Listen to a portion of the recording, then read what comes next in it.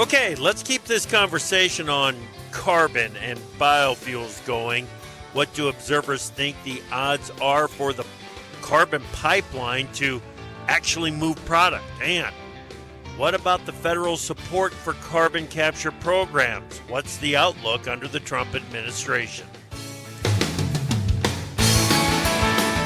Live with a bit of a chill in the air via Farm Journal broadcast, this is AgriTalk. This morning we'll begin with a conversation with Monte Shaw from the Iowa Renewable Fuels Association. Then it's Flynn from the Price Futures Group. And directly following the news, Neville Spear from Drovers. I'm handsome newsman Davis Michelson, and now say hello to the host of AgriTalk, Chip Laurie. All right, Davis. Hey, thank you so much. Welcome to AgriTalk, everyone. Glad that you are making some time for us on this this chilly, I got to say it, chilly Thursday morning. 34 degrees. 34 degrees. The wind is blowing like a son of a gun, and once again, it feels like it's 15 degrees out there. Welcome to winter. It's here. 37 degrees and sunny here. Although I'm looking here, you know, they kind of run a little bit of a visibility here in Kansas City, 18 miles. Although, I'd have to see through the neighbor's house first, but 18 miles. We're running about 5 degrees below average here in Kansas City. So, yeah, right. But the sun is shining, so what are you going to do? If we're going to go all that way, I've got to say that our visibility is perfectly clear here as well. 15-mile visibility. How you doing? Everything okay? Oh, man, I feel good today. I don't know what it is.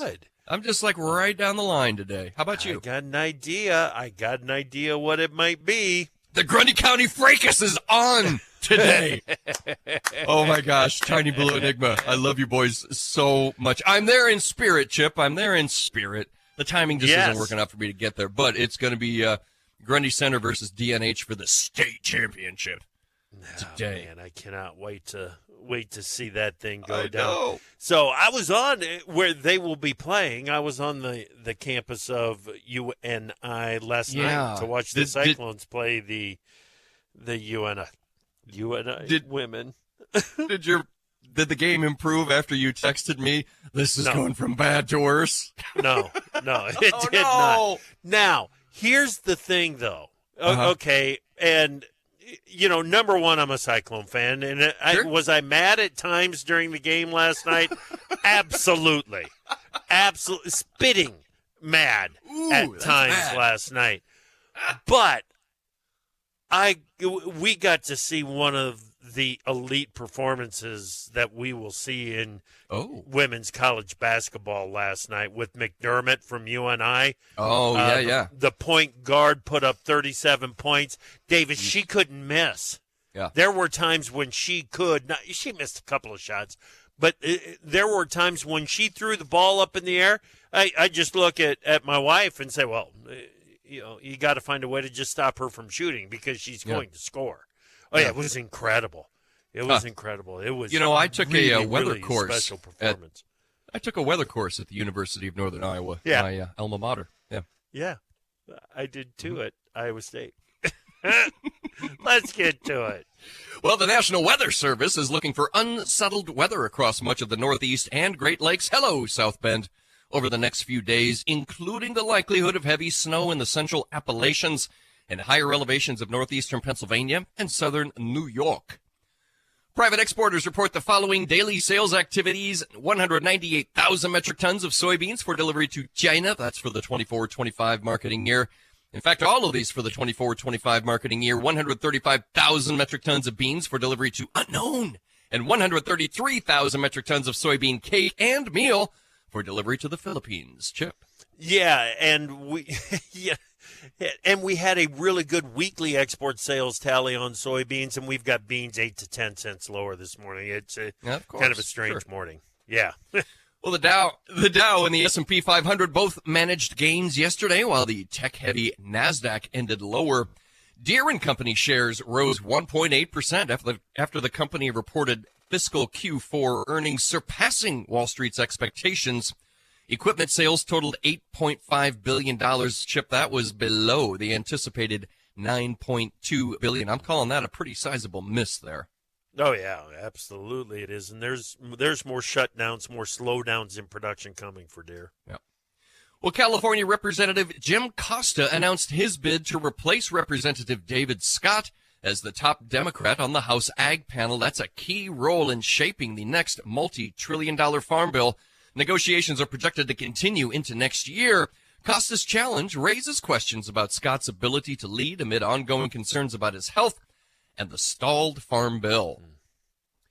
Senator Cindy Hyde-Smith and Senator John Bozeman of Arkansas have raised alarms over the financial struggles facing American farmers, warning that 1 in 5 could be pushed out of business due to declining farm income, high production costs, and soaring interest rates. And just to make a little hat trick here of economic news, Ag Bankers report mounting financial pressure with a 40% surge in new operating loans and signs of growing debt distress in the Central Plains and Midwest, Chip. But the conversations that we've had with bankers so far indicate that farmers are paying their loans, making their loan payments. So that debt distress is, while it's increasing, I think it still remains very low. Well, finally here, Chip, Russia launched an intercontinental ballistic missile targeting Ukraine in a dramatic and provocative move, likely in response to Ukraine's reported first use of British-made Storm Shadow cruise missiles. President Biden recently shifted policies now permitting Ukraine to utilize long-range missiles and providing anti-personnel landmines now, further enhancing Ukraine's tactical options, Chip. Yep, we will talk more about that as the show proceeds. All right, thank you, Davis. Let's bring in Neville Spear, contributing editor to Drovers. Good morning, Neville. Good morning, Chip. How are you? Doing just great, just great. Talk to me about cow slaughter. What are the numbers telling you? Yeah, the numbers are really important. Of course, the overall number, what we always hear is the cow slaughter this year is down 10 or 13 or 15% versus a year ago. Mm-hmm. What really matters, though, is the relative culling rate, right? It's because we started with a smaller number of only 28.2 million cows. So far, we've culled, somewhere about 2.4 million. That's versus 2.88 million last year, okay? But the important thing is we're at about 8.5%. Okay. We know that we're going to probably cull another 2% through November and December. Probably puts us at about 10 to 10.5% for the year. What's really important, that all gets really wonky and we start talking about regressions and historical stuff. Yep. But the bottom line is we're probably taking out another 400,000, 300,000 cows. We're down in January of 2025. This has not been a rebuilding year, period. Exactly. It's not been a rebuilding year, and we need to start at some point. The question is when. That's the $1 million trillion question, right? And I think the point is we'll know it when we see it. I think what's really interesting about this wheat pasture, though, we always look at heifer numbers in the feed yards as kind of an indication. We might see heifers go out on wheat pasture that we haven't seen. It's so good right now out there. Yeah. Okay, good, man. That is good news. Neville, thank you so much. I appreciate you, man. Always great to talk with you, Chip. Thank you. All right, Neville Spear, contributing editor to Drovers. Coming up next, let's keep the conversation about biofuels going. We've got Monte Shaw, executive director, Renewable Fuels Association, next.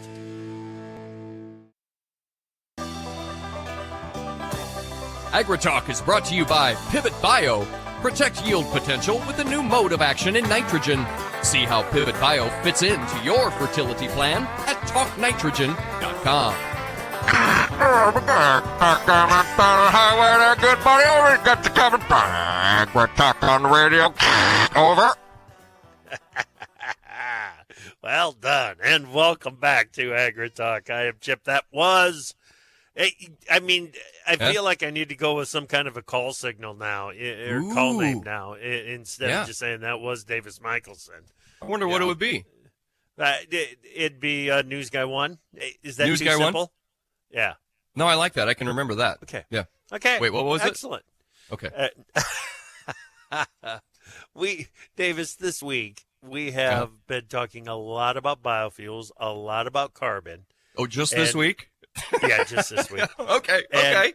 But at certain points in the conversation, I feel like it's necessary to have a conversation with Monte Shaw, the executive director of the Iowa Renewable Fuels Association, just because he kind of helps me reset, rethink, reset the conversation and ground it and ground the conversation. And it was time. It was time to get Monte back in here. We've got him on the line. Monte, it's good to talk to you again. How are you? I'm doing pretty good, but for today, can you just refer to me as Rubber Duck and I've got a convoy? Sure. People of a certain age will get. People of a certain age might remember that. But anyway, sorry. I'm doing okay. That's right. Good. I just spent 3 days in Washington, D.C., but I'm back in Iowa, so I feel better. Okay, that's excellent. What did you learn or what did you educate on while you were out there in D.C.? There's a lot of change going on. I had a boss one time who said that in D.C., Congress is like 535 ants floating on a stick down the Potomac, and each one of them think they're in charge. And with the transition going on out there, there's a lot of that. I mean, as we went from office to office, even within the Iowa delegation, a lot of different opinions on what might be done, what might be doable, short-term, long-term. So we just got to push. A lot of uncertainty.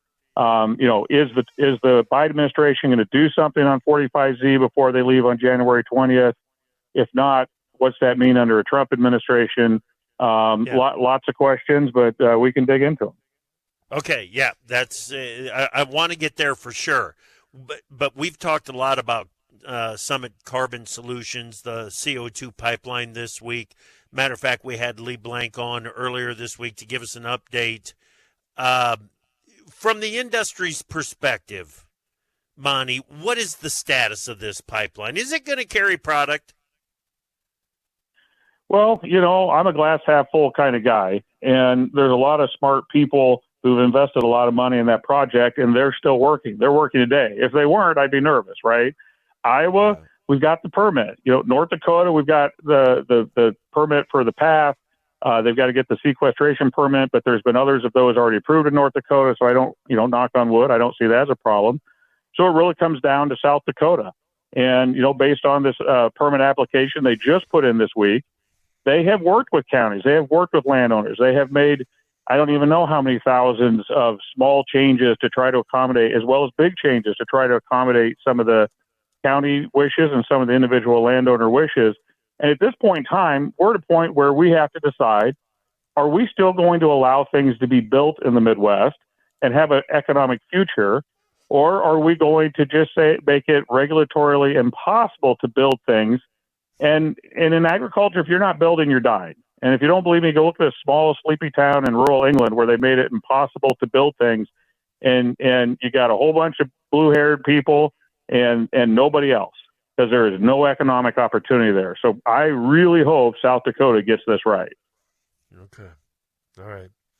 Hey, Monte, how much of the future of this pipeline project is based on federal incentives?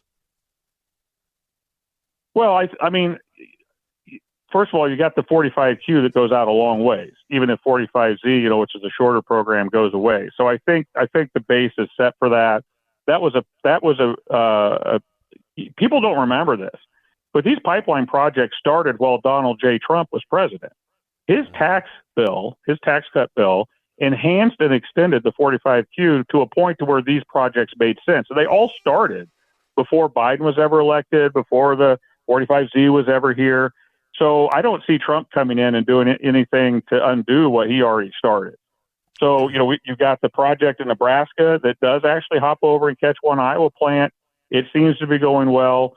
You've got people in other states that can go straight down. They're doing stuff. So I think this industry is going to happen. The question is, do we hit the easy button and make it economically exciting for Iowa and South Dakota and North Dakota farmers, some in Minnesota, or do we make it really hard? And then plants have to invest in literally tens of millions, if not hundreds of millions of dollars of other types of carbon reducing equipment in order to try to play in this new world. Because too many people think this is being driven by domestic policy. It's not. It's being driven because airlines fly all over the world. It's being driven because ships go from port to port all over the world. The world policies are driving the demand for low-carbon biofuels. We're just trying to supply the product that our customer wants. And quite frankly, we're swimming in corn, right? Yep. And the projections are to get worse over the next 10 years, according to USDA. What are the big markets that are out there to grind corn? I'm sorry, livestock's not going to grow that much. Love livestock, love eating my meat, but you've got E15, which could provide a short-term, really important boost in demand if we could get that year-round through Congress. And then you've got these new major markets that would take up billions of bushels of corn if we unlock them, like sustainable aviation fuel, sustainable marine fuel, sustainable railroad fuel, and you name it. But they all have one thing in common. They all want super low carbon ethanol. So we've got to give the tools, we've got to make this available, or we're going to just slowly sink. Yeah. Monty, there is a perception, a thought out in the countryside that the election of President Trump was a signal that voters want ideas like carbon sequestration, that ideas like carbon or crop production based on a carbon intensity score. There are some voters out there that believe the election of President Trump was a signal that these concepts are just going to go away. What I'm hearing from you is that's not accurate. Well, it's not, but it doesn't do any good for me to say, hey, voter, you're stupid. I mean, people have their perceptions, they have their beliefs, but there are also some facts. I respect the voters. You know, I don't always agree with voters. I've been involved in politics since I was an early guy in college and working on campaigns and things like that. So at the end of the day, the voters decide. And even while I might not have agreed with every decision they made over the last 30 years, I would rather have this system than any other. But to answer your question, I would just say there are some facts. The fact is Donald Trump, as president, signed a law that enhanced 45Q. It was created under President George W. Bush, but it was really small, and a couple of small projects in Kansas got done around enhanced oil recovery. That was about it. Trump came in and worked with people who wanted to make this happen, primarily from the oil industry, and they enhanced and extended 45Q. That is when all these pipeline projects started to get to work. Now, is it true that when Biden came in and they passed the so-called Inflation Reduction Act, that it boosted it even more? Yeah, then it went from, hey, these are economically viable to, oh my goodness, if you're not on a pipeline, you're going to be in big trouble. And that's when we got really involved. But even if you roll back the IRA, you would still have the Trump 45Q sitting there, and these projects would still make economic sense. And the other fact I would tell them is the new markets are being driven by worldwide policy. Show me another market that will grind 5 billion bushels of corn over the next 20 years, which is what we got to do. We got 5 billion new bushels if we plant corn on the same acres, we get 5 billion new bushels over the next 20 years. Only these new markets will soak that up that we are aware of today. Otherwise, we're just going to steadily roll back into the 90s and, God forbid, the 80s. Oh, yeah. Great perspective there, Monty. We've only got a minute left. Lee Zeldin, tell me about him. What do we need to know? Well, a couple things. I mean, he's a New York, Long Island person. You know, he signed on to the anti-renewable fuel standard bills, kind of like other people do. But usually, you know, when the leadership tells them to. But when they have a bigger job, a broader job that encompasses the whole country, you know, it's just a matter of education. It does appear that a lot of these people will be reporting through Governor Doug Burgum as the energy czar in the White House.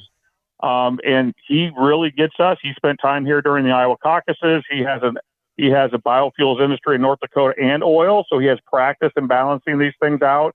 So we just need to educate Mr. Zeldin. He has an open invitation to Iowa to come visit some plants and farms anytime he wants. I think we'll be okay at the end of the day. All right. Monty, mission accomplished, man. Thank you so much for making time for us and helping me put some perspective in my own mind on what we've been talking about on AgriTalk this week. Thank you, my friend. Anytime. Thanks a lot. You bet. Monte Shaw, Executive Director, Iowa Renewable Fuels Association.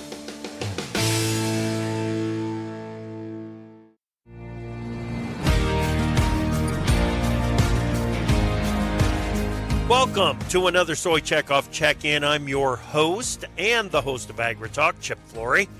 We are going to talk about some research into specific soybean traits, and here to help us do that is Matthew Chapman. Matthew is a second-year director serving on the United Soybean Board's Infrastructure and Connectivity Demand Work Group.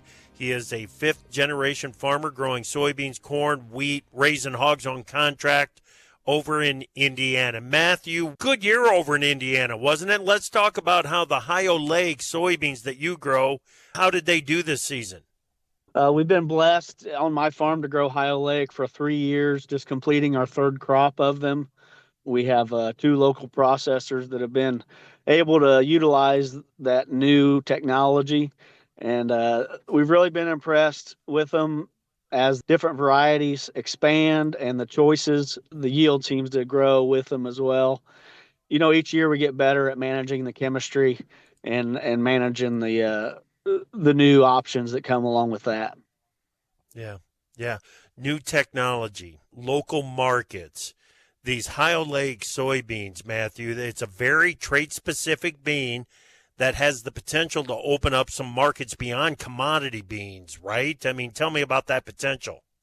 Well, absolutely. As I've been blessed to travel the world with the United Soybean Board and help move our different protein sources around the world, I often get asked by some of our customers, why can't you sell us beans as cheap as your competitor to the south? And I try to explain to them that I don't want to be the cheapest beans in the world. I want to be the best quality, the most reliable, and, a specific niche market.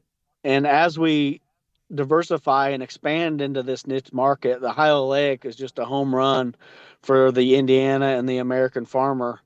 And it's a product that's accepted in the market and utilized. And at the end of the day, it saves the customers money and it makes the farmers more money. And those are 2 things that we're always looking to work with. Yeah, no doubt about it. What are some of the investments that the Soy Checkoff is making in Ohio Lake soybeans? Well, we've been investing in this product for many years, and it's, mostly grown around the Midwest, but it's expanding into other areas.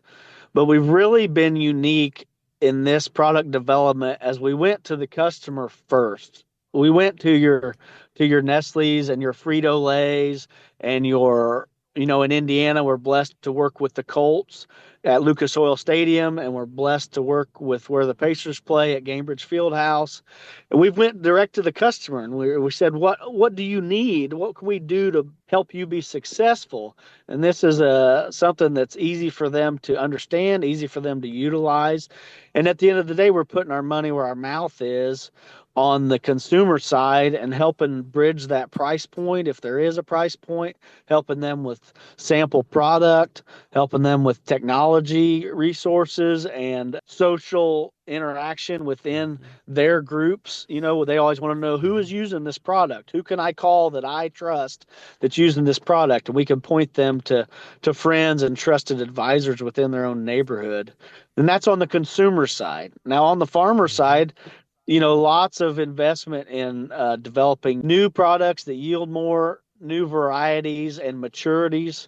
As we move north to south within the growing season, we're trying to have options for all producers. And then, the latest thing is trying to get new chemistry packages implemented within the Ohio Lake brand. Right. Matthew, this was fantastic. Thank you so much for your perspective, man. Hey, I appreciate all your hard work, and we're just out here trying to move protein every day, and that comes in different sources from our farm, but we want everyone to have a full belly of American protein. Love that. Thank you, Matthew. Matthew Chapman, second-year director serving on the USB Infrastructure and Connectivity Demand Work Group. He's also a farmer there in Indiana growing soybeans, corn, wheat, and hogs. Ohio Lake soybeans. If you want to know more about Ohio Lake soybeans and more about what the Soy Checkoff does for soybean farmers, be sure to go to www.unitedsoybean.org. That wraps up this Soy Checkoff Check-in. I'm Chip Flory. Now, let's get back to AgriTalk.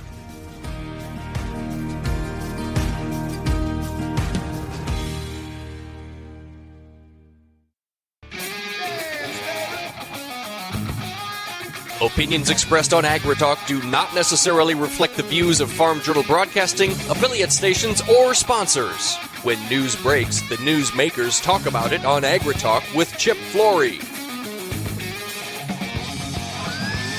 Welcome back to AgriTalk. Man, good conversation there with Monte Shaw.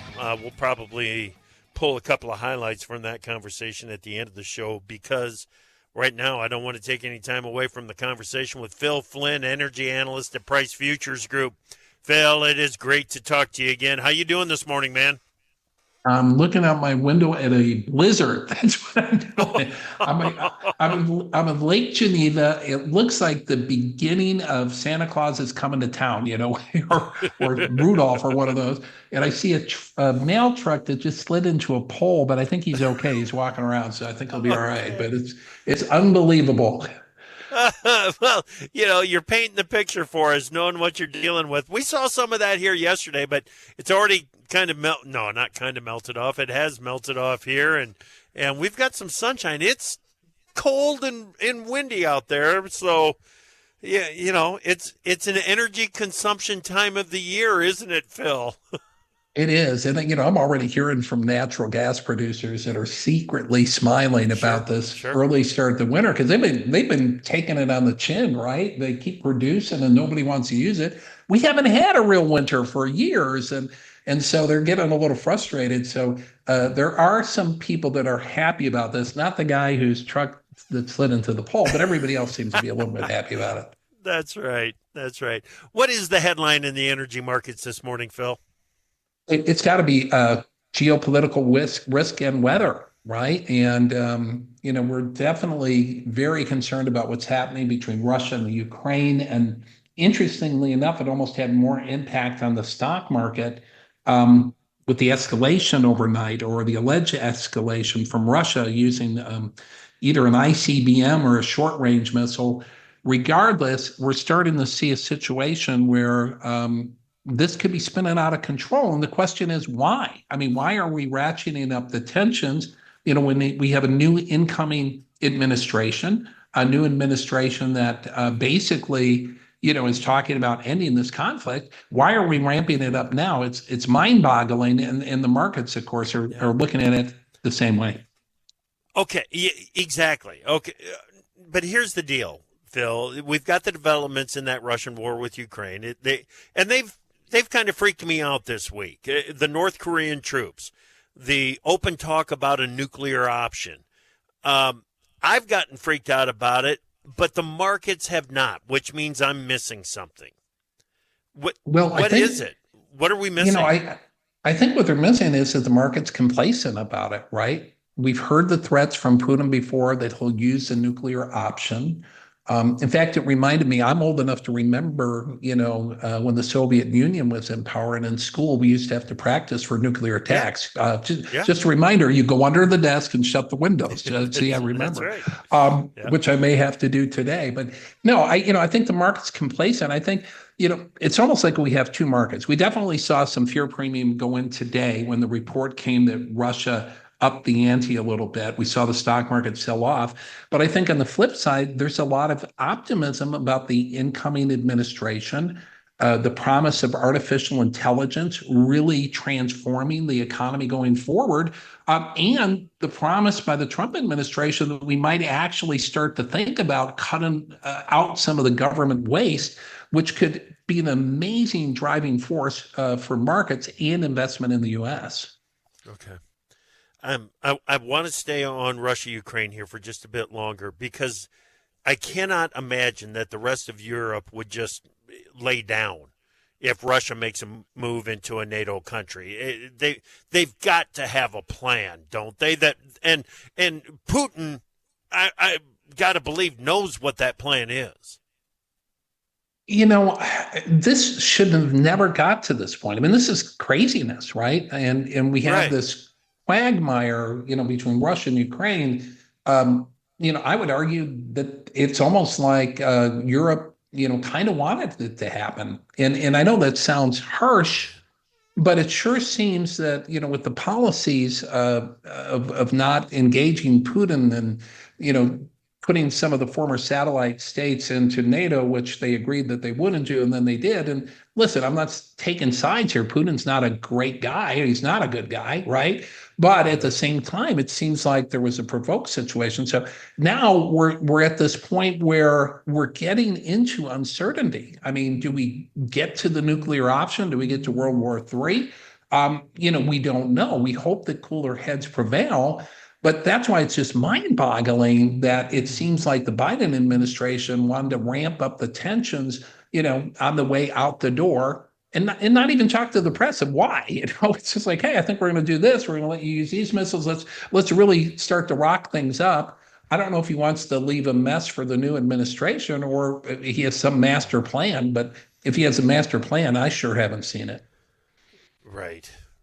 Okay.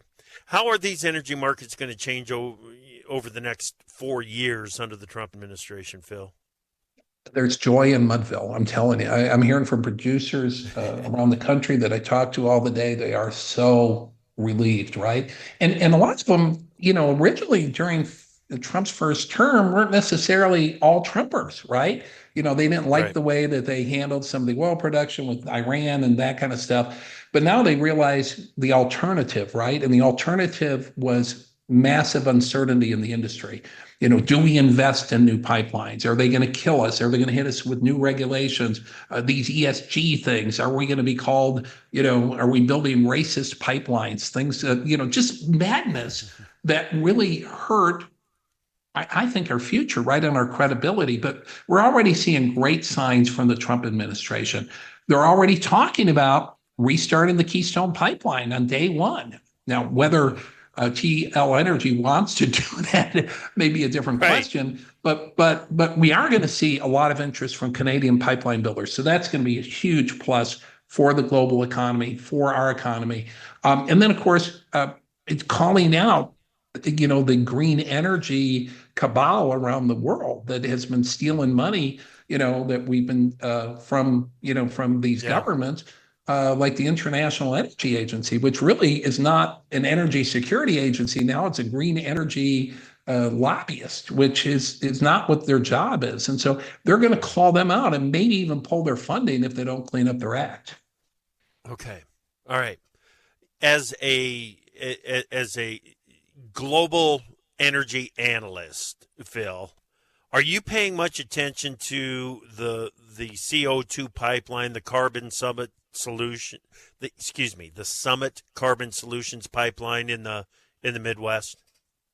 I haven't spent a lot of time thinking about it directly about that pipeline, but I'm not surprised, and that's going to be the future, right? And so I believe that the future is with fossil fuels. That's part of the solution, and being smarter about reducing carbon is the answer, right? It's not trying to ban a fuel that we're going to need to keep the economy going. So, and while I haven't spent a lot of time thinking about that particular pipeline, I am under the assumption if you allow the energy industry to do their jobs, they're going to come up with solutions that are going to be a lot more effective than the government trying to dictate, what kind of car you should buy or what kind of stove you should have.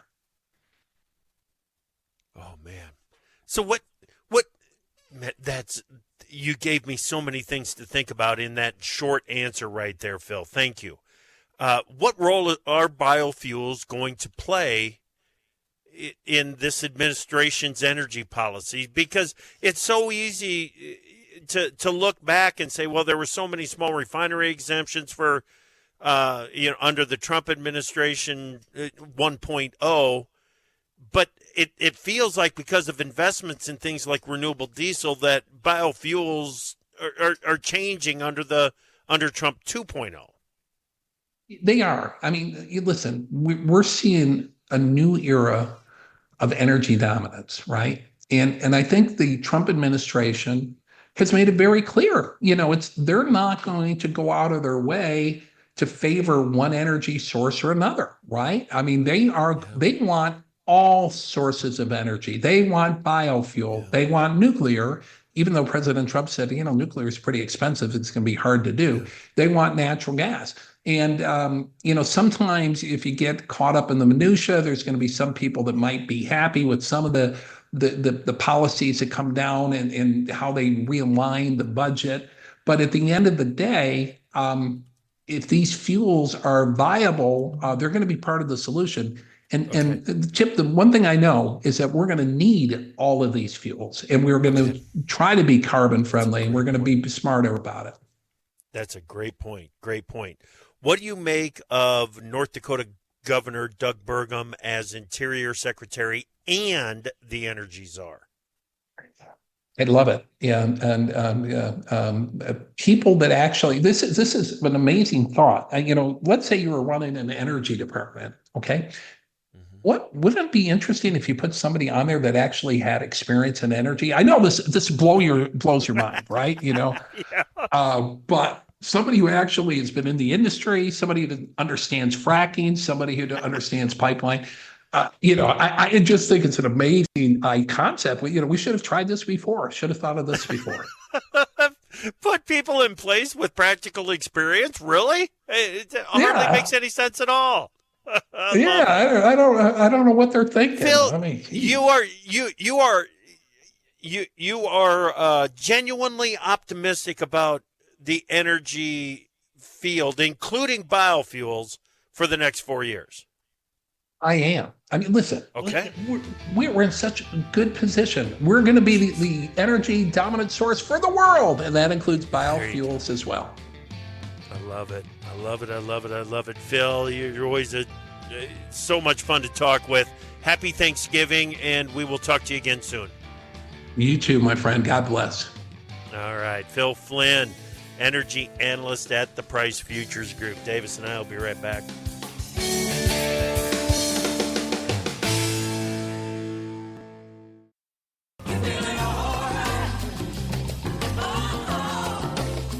AgriTalk is brought to you by ESN. Don't risk your nitrogen investment. ESN is designed to beat the 5 ROI killers and provide season-long end to your crop.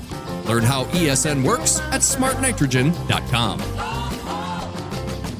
Hey, welcome back to AgriTalk, everybody. Really glad that you have decided to hang out with me and Chip here this morning on this Thursday morning. Chip, it's going to be a great day. Do you concur? Yeah. Yes. Yeah. It's been an interesting, thought-provoking. It's the conversation with Monte reminded me that I need to spend a little bit more time going back and looking exactly what was supported and how it was supported, some of the energy policies under Trump 1.0. I mean, for me, Davis, every time I think about energy and biofuels under Trump 1.0, I think about I think about all the small refinery exemptions. I think about Jordan Fife brought this perspective to us here a couple of weeks ago, maybe 3 weeks ago already. That during the Trump administration, during Obama, there was a 40+ cent positive margin on average for ethanol. Under Biden, there's been a 40+ cent on average positive margin for ethanol. Under Trump, it was a -2 cents for the entire time. Huh. So a lot of guys were break even at best. It was the analysis that we got from Jordan. But the big difference is now the investment that some of those refiners have made in the renewable effort, in the low carbon fuels going forward. So that might change things a bit to begin with.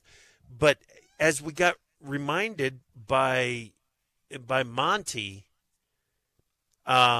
maybe the low carbon efforts were not started by the Trump administration, but in some cases, like the 45Q, they were enhanced under the Trump administration. We can't forget that as we look forward to what it might mean for biofuels going forward.